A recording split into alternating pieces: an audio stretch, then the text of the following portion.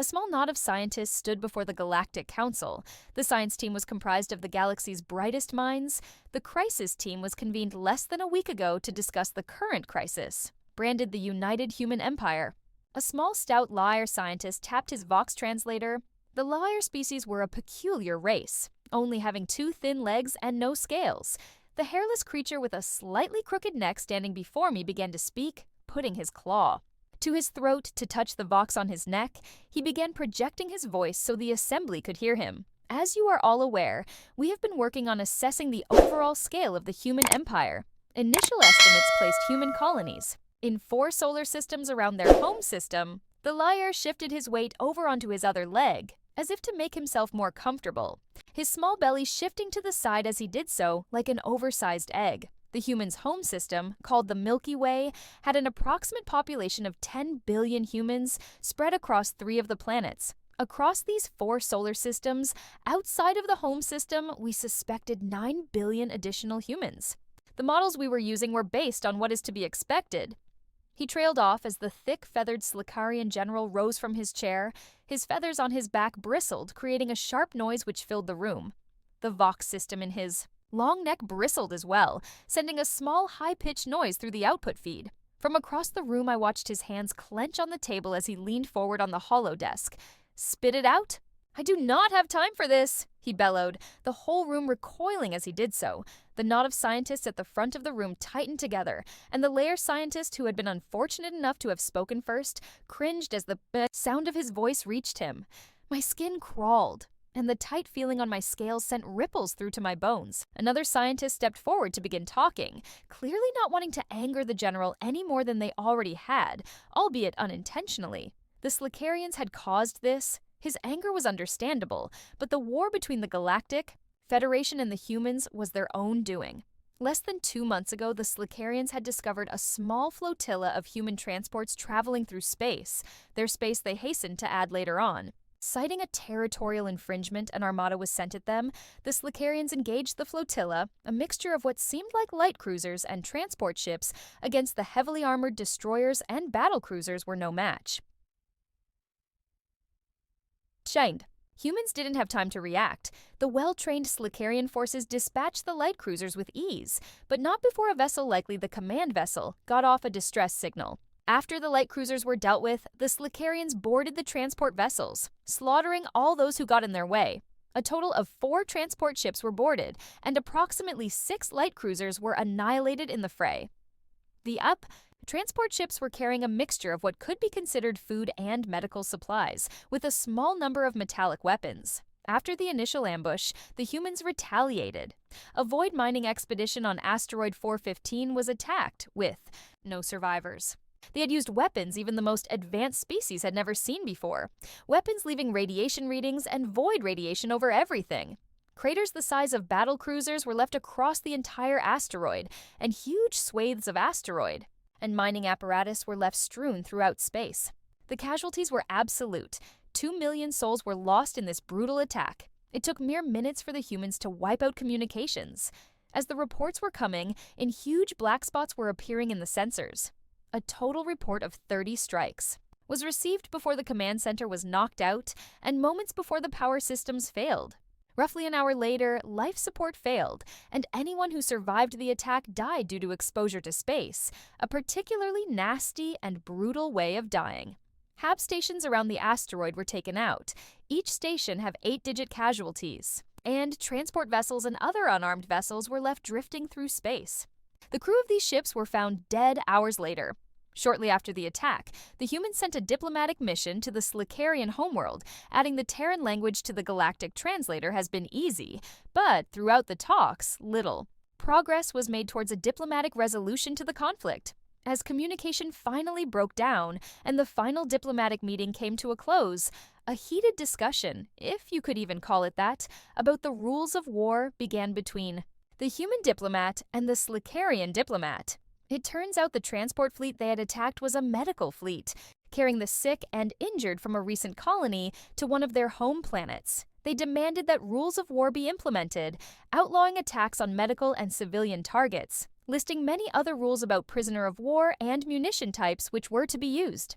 The Slicarians laughed in their faces, and the human envoys left angry. Redness covered the faces of most of the human diplomats, and hushed conversations between the humans took place.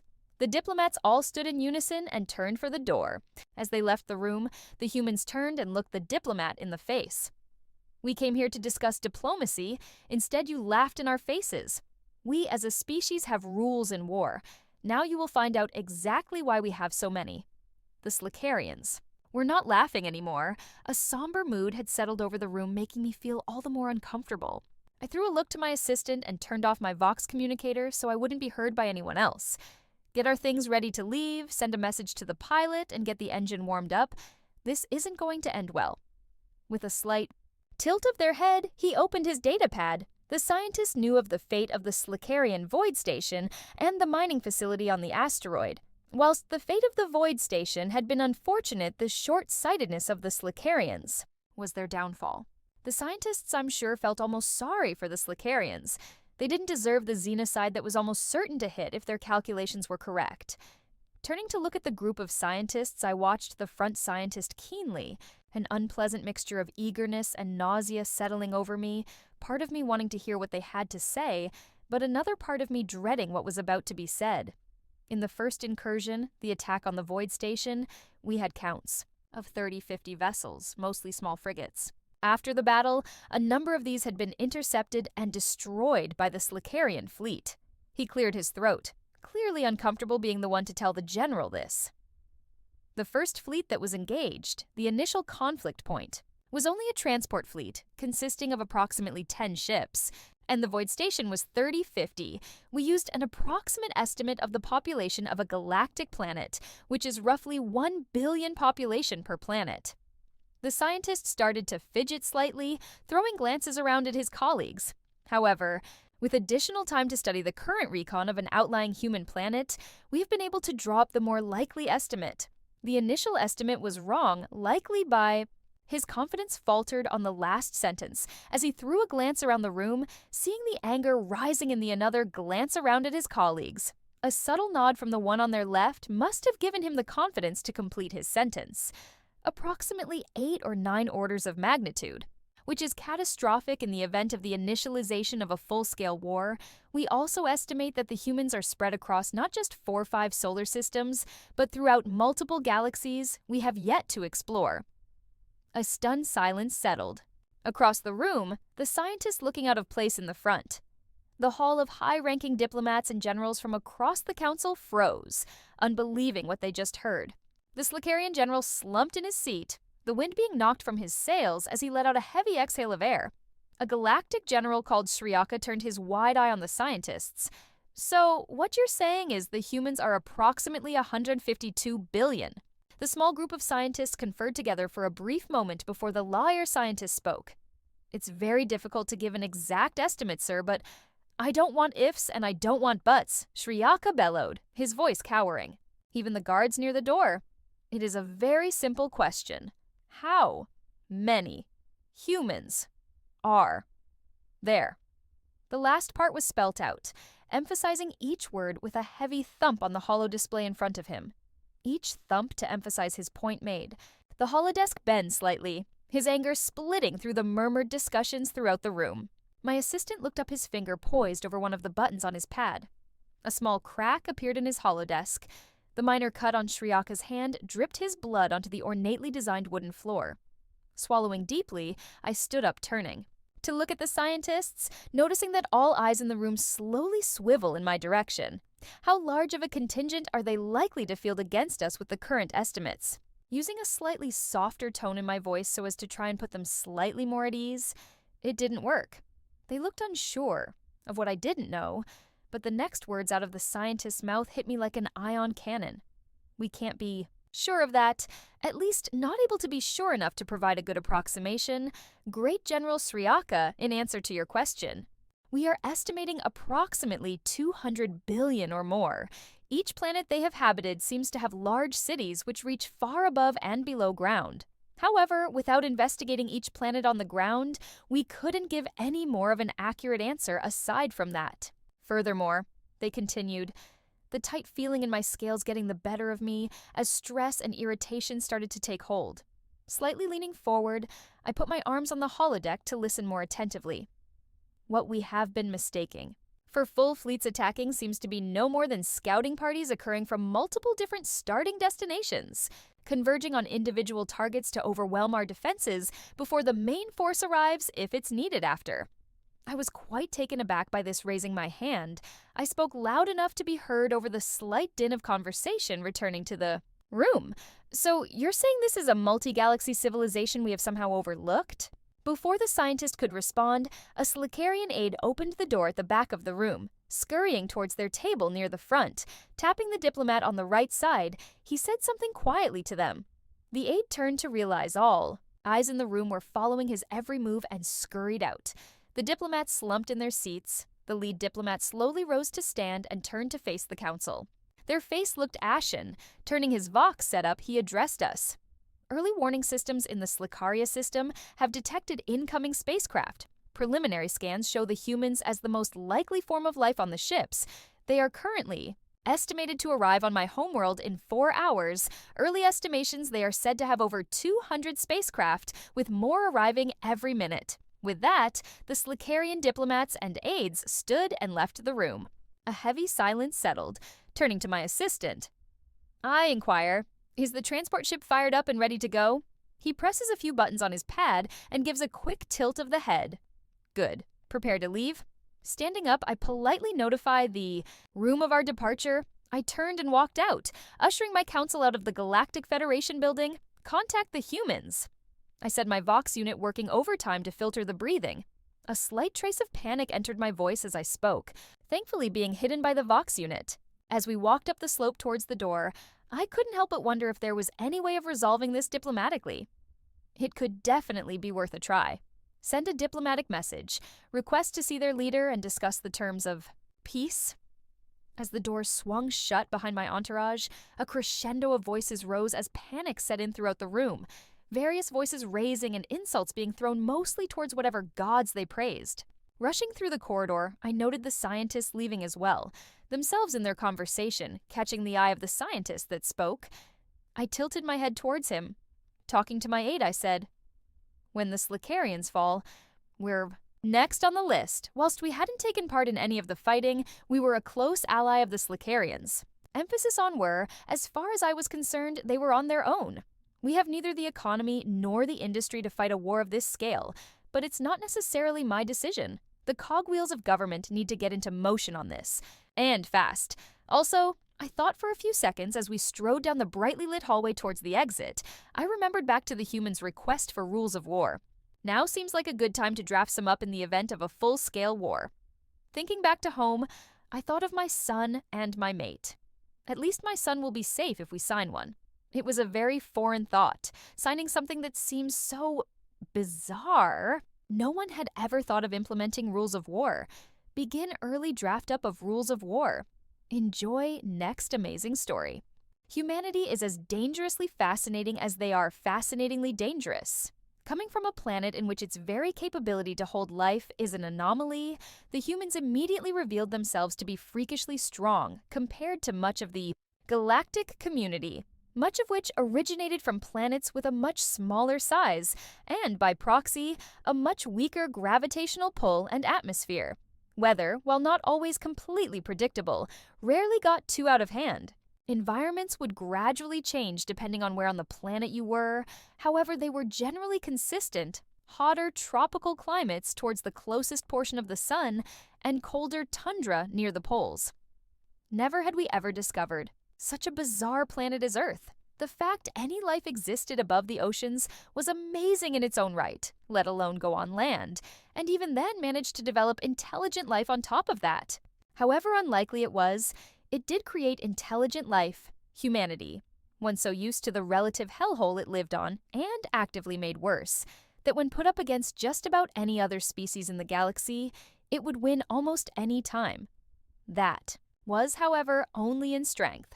Ignoring the fact they survive on far less oxygen and can tolerate what is generally deemed harmful chemicals in their lungs far more effectively than most other species can, they wouldn't have been a problem for a species with more advanced technology or intelligence. The galaxy has its share of dumb brutes, strong, bulkier races who only manage to thrive due to their sheer strength alone, and in some rare cases, hardly even made it to space, and in another case, only made it this far with outside help. These brutes were the strongest in the universe, but their poor intelligence made them easy enough to handle, especially in a large-scale war. Humanity, however, did not have such a limitation. While humanity wasn't quite the most intelligent species, and considering how far behind they seemed to be, they were far from the most advanced. The fact their intelligence ranged from average to just above average was concerning for a race. So strong. Putting the strange aspects of humanity aside, such as their use of ancient animal bones for fuel, and their interspecies warlike tendencies, humanity was still isolated to Earth. Earth itself, too, was highly isolated, in a region of the galaxy originally deemed to have little to not chance of life, or at least intelligent life. Humanity likely went through most of its history only speculating whether or not other life existed. Humanity's discovery was in part an accident, in the sense they didn't actually expect to find life where they did. However, on the other hand, the whole point of the mission was to find life. Earth resided in what was referred to as the lifeless cluster, which, while had planets capable of colonization and settlement, seemingly lacked the planets needed to develop life on its own. A survey was sent out to study this region to see if there was a reason behind that, and if possible, prove that fact wrong. Eventually, the ship, a research survey sent out from an independent research organization, began receiving signals. Fairly primitive ones, but signals nonetheless, and ultimately decided to hunt down its source. Eventually, they found Earth, and as was generally protocol under the Bivy Treaty, which set out rules and guidelines to handling underdeveloped intelligent life, the survey ship took a far-out orbit, circling the planet just short of the orbit of its moon, which itself was fairly large, a member of the survey vessel managing to accidentally correctly predict that it was created upon another planet crashing into Earth. Eventually, they realized the true strangeness and horror behind what humanity had and what they were capable of if they managed to catch up to the galactic community. Luckily, to their knowledge, humanity had yet to breach its own, very difficult to breach, atmosphere. Unfortunately, as time went on, they eventually noticed something. A satellite. Then another. Then a third. Eventually, they noticed what they identified as a space station orbiting the planet, with living members of humanity on it. Not only had humanity left their own planet, but they had people residing beyond it, and it only took them a while to notice that their presence had been very much detected before they had even settled into orbit. Humanity began sending them signals. However, due to the panic of what was effectively intended to just be a basic research mission, they left before they had time to translate them.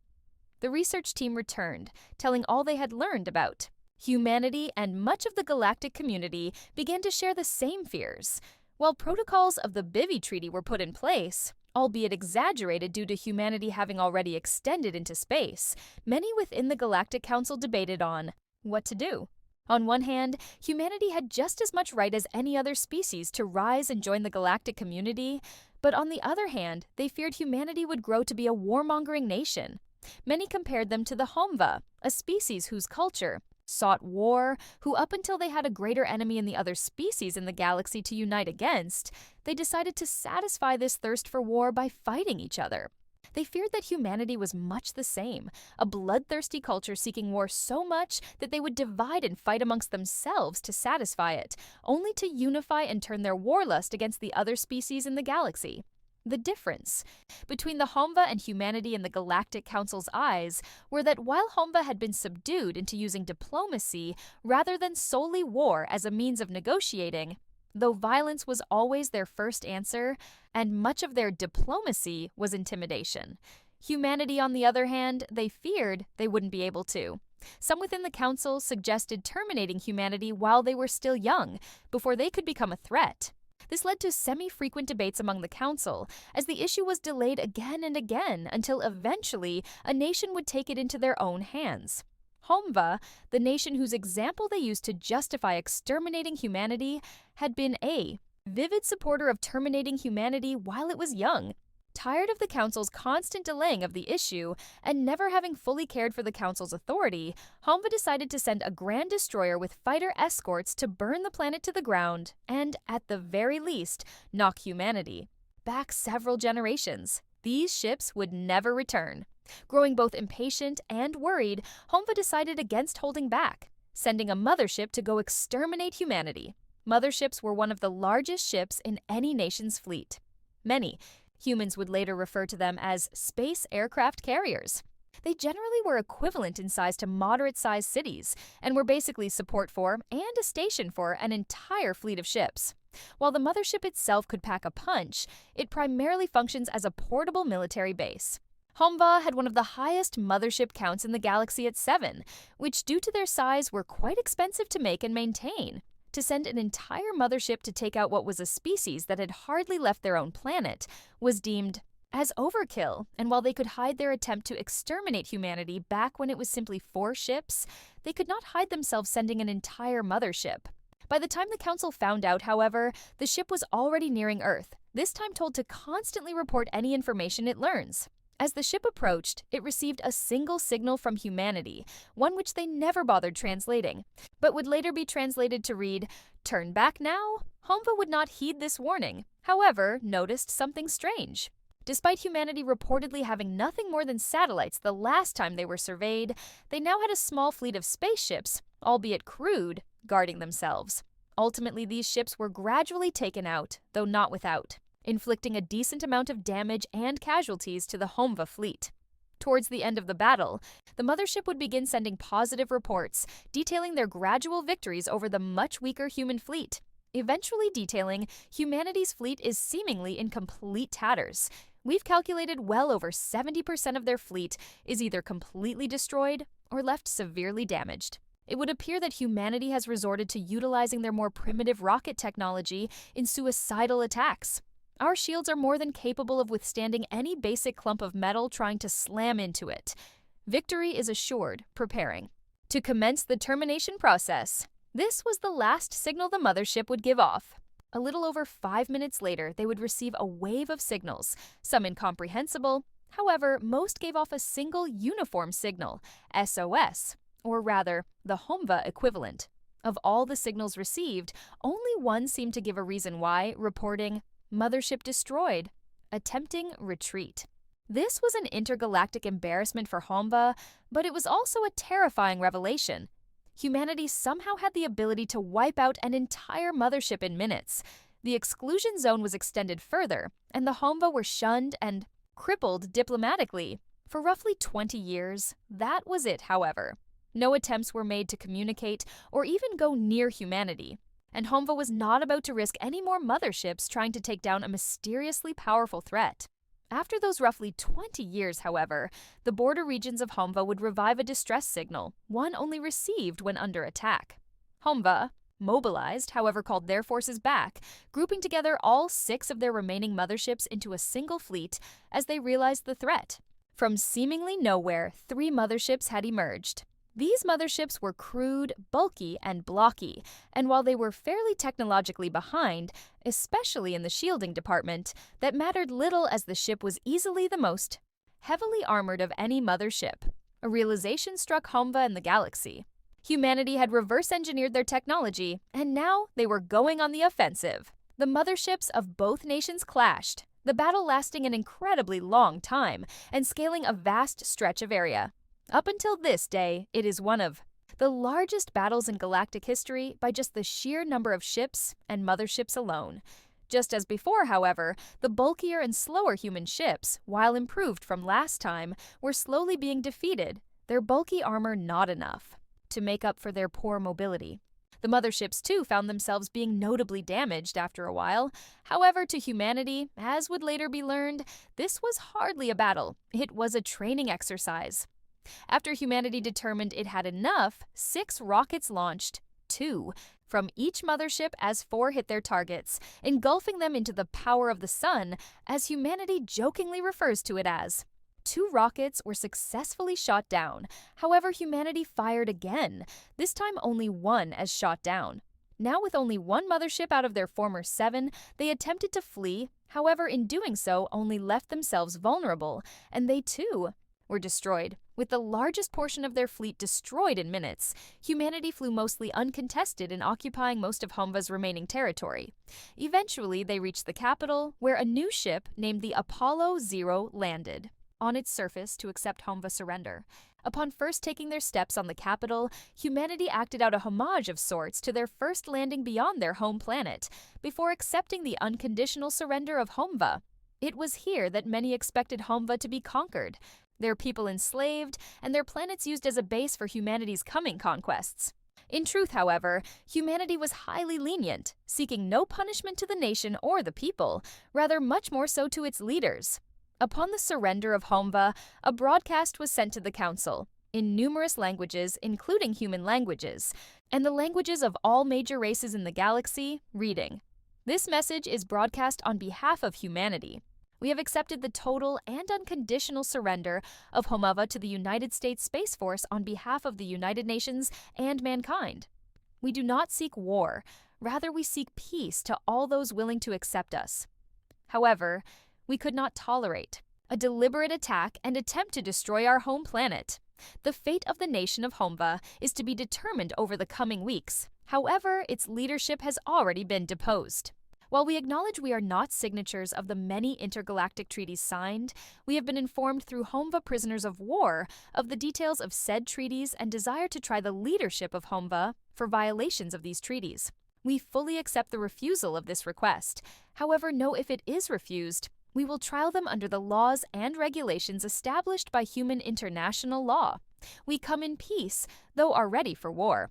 Their request for trial was accepted, primarily as they didn't want to anger the people who had just wiped out 6 motherships in minutes. However, what was generally surprising was how they treated Homva. For one, no land was conquered. While territories taken by Homva were returned to former owners, after some negotiations with said former owners, none of their core territory was taken. Their government, however, was adapted and was forged into a democracy. Over time, through interaction with humanity, in particular humanity's investments in rebuilding facilities damaged by the war, the Homva gradually grew out of their warlike culture. With no aggressive government to fuel said aggressive beliefs, and with a friendly partner to trade and interact with, the hostile nature of Homva subsided to only the most racial corners of Homva's political scene. In the years following, humanity proved itself to be a friendly member of the galactic community, much to the Council's relief, eventually joining the Council as a member state shortly after Earth's unification, albeit one that came about after a war on it. Homva would grow to be one of humanity's closest friends and allies, and humanity eventually decommissioned their secret weapon, referring it to being a weapon which nearly destroyed themselves several times over. Upon digging into human history, most historians believe this weapon to have been the nuclear bomb, a weapon whose methods of how it worked were thoroughly erased from all documentation and their internet as to erase them for good, until someone else invents them most likely. In the end, what was once feared to be a danger to galactic stability ended up being easily one of the friendliest faction in the galaxy. Yet, at the same time, a faction more than willing to take up arms and obliterate any foe that wrongs them or their allies. After a while, many species took a sentence from humanity's first broadcast and began to use it frequently to describe humanity. A people of peace, yet ready for war. Enjoy next story. Oh, wow. Hey, Kazakhstan, come take a look at this! The 2 life forms had been together in the exploratory shuttle for over 62 global rotations now. Most of that time had been spent listening to various soap operas and pay-per-view documentaries as the automated probes did their thing, cataloging unknown gas giants at the edge of the galaxy. Occasionally, they would get to fly by something interesting like a pulsar or black hole, and this trip they'd even discovered new life. It was only a handful of extremophile silicon microbes on a magma world, but still, that would get them a hefty bonus. With only 4 more rotations left, both of them were looking forward to starting up the long-range surf drive and riding the hyperweb back home. Then they found Earth. What? Move out of the way, Tizzert. I can't see the display. Your tiny mandibles are blocking my sonar. Fuck you, kst. My mandibles make yours look like space fleas. Somewhat resembling giant, blind, incandescent beetles buzzing their horns at each other, the 2 bickered back and forth about the size of their numerous appendages and what They would do to each other's hive queens for several minutes before remembering they had found something interesting. Liquid water and rocky silicon surface, nitrogen-oxygen atmosphere, protective magnetospheres, and ozone layer, indications of carbon-based life. Very wide but stable polar temperature variation, extreme weather formations, likely extremophile organisms, minor seismic activity. Some regions appear more stable than others, likely candidate for grade C semi-paradise world. We might have ourselves a big find here. You said it. Let's bring her in for a closer look. As they accelerated towards the planet they would later learn to call Earth, an alarm went off in the cabin and the stealth field of their shuttle activated. The dormant AI core piloting the shuttle activated to 100% power. Warning, radio signatures detected. Intelligent industrial civilization confirmed. Activating first contact procedures. Oh shit, what? We did it. The first new civilization discovered in 256 solar cycles. We'll be given entire hives for this, Zert. You idiot, look at the data. They have nukes pointed at themselves. And what the fuck is happening with this atmosphere? Are these idiots really burning fossilized carbon as a fuel on their own planet's surface? Look at this, they are. Their entire technological development is based on burning fossilized carbon. What a bunch of fucking morons. I can't believe this. These primitives went from subsistence farming to nukes in under 400 years because they have so much of that damn fuel. It's like somebody gave a bunch of monkeys with swords control over a hyperdense carbon mine covering an entire planet. It says here they know about the greenhouse effect, and they're still burning the fuel anyway because they haven't invented any alternatives yet. What kind of deranged maniacs invent nuclear bombs before figuring out how to collect solar energy? Thus, two of them poured through the information as it appeared on their screen, collected and translated automatically by the ship AI. This just keeps getting more and more unbelievable. Maybe those planet designer guys fucked up out here trying to make a resort world and just didn't tell anybody? These could be GMO servants gone awry. No, that's impossible. The biosphere is billions of years old. These freaks just ended up like this naturally. You think you've seen it all, then you see a bunch of primitive bipeds running around with nukes and artificial intelligence because they were lucky enough to be born on a planet-wide carbon fuel deposit. Mind-boggling, truly. This proves the theory of the great xenologist Tibbhipsylous that it is merely energy supply and not intelligence which limits the development of new civilizations. We can't allow them to go on like this. If they don't blow themselves up in the next century or two, these blundering dumb fucks will probably invent a technological superintelligence. And if it's trained off of data from their own culture, we'll definitely be fucked. Could you imagine? SGIs invented by sane races are one thing, but an SGI invented by a race of suicidal predator monkeys who discovered electricity only a couple generations ago sounds like something out of a terrible sci-fi novel. I wouldn't even train my toasters. AI on a dataset from this planet.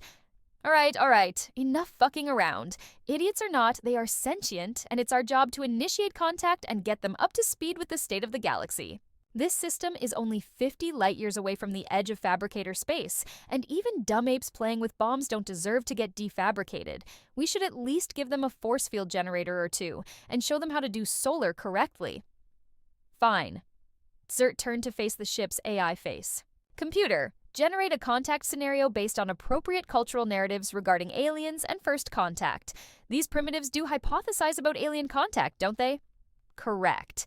In fact, many among them believe they have already been contacted due to their own experimental drones and atmospheric phenomenon being mistaken for alien craft. Computer, that is hilarious. These things are almost kind of cute in a stupid way. Time for them to get real first contact. Elsewhere, dozens of military officers and intelligence officials sat silently around a large conference table under the White House. A science official from NASA of moderate station took the central podium with a stifled aura about him. He tugged on his lab coat borrowed from a nearby biologist to make him look more like a proper scientist, and then began speaking. So, here we are. Now, we have received a direct radio broadcast from an alien spacecraft in our solar system. Yes, that seems to have been confirmed. We have it on telescope, and the radio broadcast is receivable everywhere on Earth. Those are the details. All eyes on the room focused intently on the increasingly nervous scientist. A general interrupted with a question. Have you translated the message yet? Or not? We don't have time to spare here. If the Russians or the Chinese figure it out before us, Yes! The scientist's voice croaked slightly, and he coughed into his arm. Yes, what? Speak up! Yes, we have translated the message. It was encoded in a series of repeating mathematical sequences containing binary. But what does it say? Oh, yes. It starts out with something about them coming in peace and wanting to initiate diplomatic contact with the people of Earth in a mutually beneficial exchange of technology and ideas. Then there are some blueprints for a variety of new Generals looked at one another in a sudden moment of panic.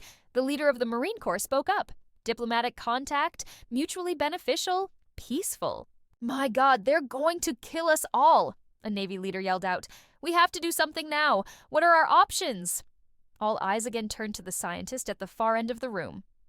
Well, it appears they somehow traveled from the outer orbit to the inner orbit at 4.8, the speed of light, without what would appear to be any relativistic effects. So, essentially, they can control space-time in ways beyond our comprehension, which is a bit like magic. Not really sure how much good the nukes or any of that would do, considering the whole bending reality thing.